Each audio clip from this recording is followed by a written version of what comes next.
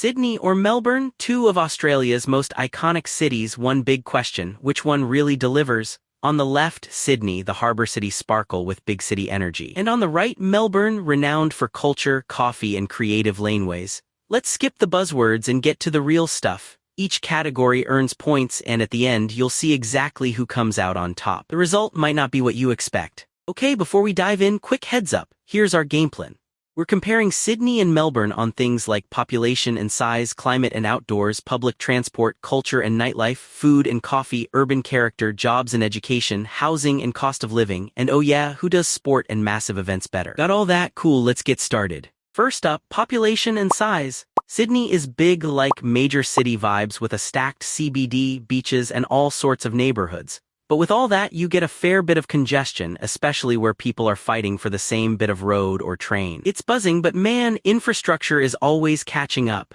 And then, Melbourne's also a sprawling beast, lots of people, and the city just keeps growing outwards. Suburbs for days, but that means getting across town can feel like a bit of a mission sometimes. But here's the thing. As much as we love that Sydney sparkle, when it comes to handling growth and offering room to expand, Melbourne's got the slight edge.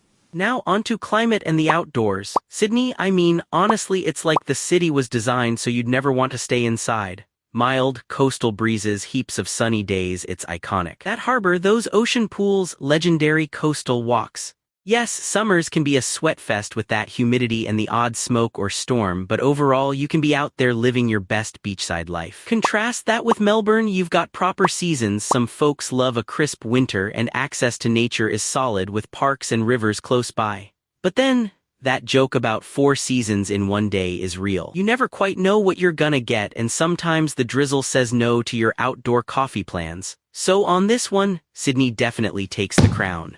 Alright, transport time. Sydney does the whole multi-transport thing with trains, light rail, buses, even ferries with views, which is kind of extra in the best way. But you can guarantee a scrum at peak hour, and all those hills and water crossings can mean the network under serious pressure. Meanwhile, Melbourne, now this is a tram lover's paradise. Solid train coverage through the city, a grid you can actually walk around, and you rarely need a car in the CBD.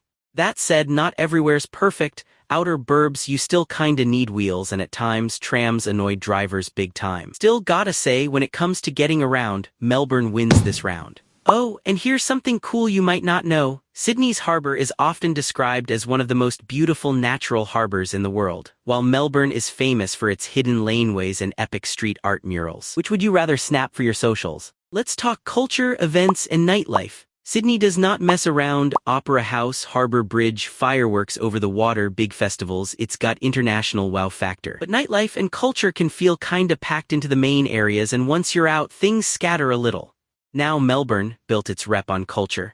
We're talking gigs, festivals, theatre, food, sport, all crammed into vibrant laneways and small venues that are always humming. Sometimes all these cool things mean a crowded CBD, and if the weather's moody, it puts a damper on outdoor stuff, but there's just so much happening. So between the two, Melbourne edges out Sydney on pure event and street-level cultural energy.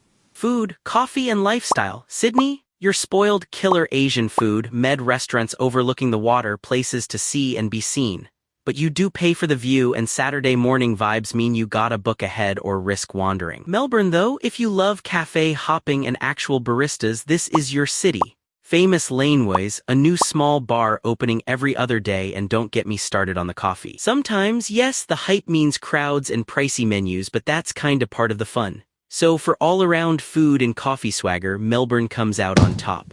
Urban character and aesthetics, this is a vibe check. Sydney's skyline is iconic, and there's literally a postcard shot around every corner. Mix some old terrace homes with shiny towers and those cute beach suburbs, yeah, it's got style. Downside, it's so hilly and chopped up by water, sometimes neighborhoods feel a bit disconnected, and the heart of the city can be super business. Why Melbourne flips it.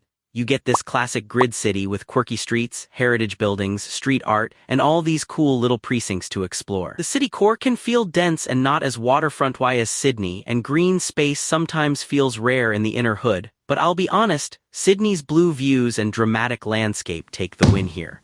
Economy, jobs, education, so who's got the edge? Sydney's a corporate powerhouse. Tech, finance, big international companies, and a ton of unis all pretty central. Wicked for jobs if you can afford to live close, but fierce competition and high costs are par for the course.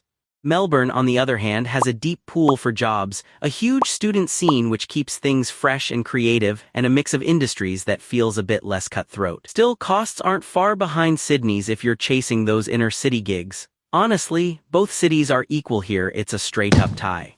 Housing and cost of living, get ready, cause neither city is cheap. In Sydney, you get variety from flash apartments to seaside suburbs, and if you own, prices usually go up in the long run. But wow, those price tags, inner suburbs and anything near water are wild money, and it puts a lot out of reach. Melbourne, sure, it's not exactly a bargain, but you've got a few more chances in newer suburbs or further out, and there's constant build happening. Still, the centrally cool spots are price-wise, and you're trading time in traffic for cheaper rent. But overall, Melbourne gives you a few more realistic options. It claims the win. Lastly, sport and major events. Sydney puts on a show: New Year's Eve lights, rugby, cricket, big stadium events, and the harbour as a massive backdrop. Some of the stadiums are a way out and traffic can drag, but the spectacle is real. Now Melbourne, I mean Australia's sporting capital, right? Aussie rules, the tennis, cricket, bike racing. If you're after big crowds and the city stopping for sport, this is your scene. Tickets go quick and some areas get gridlocked, but the energy is unbeatable. So if you measure a city by its sporting heart, Melbourne is your champ. Let's zoom out for a sec and look at how these two compare across all the stuff we talked about.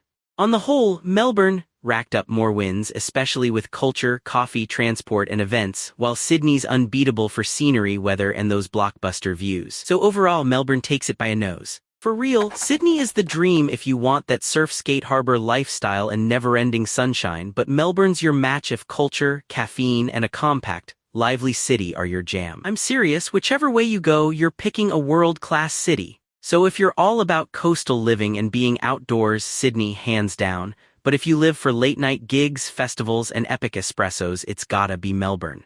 If this Sydney versus Melbourne face-off helped you decide where you'd rather be, hit save or share it with a mate so they can pick their favorite city too.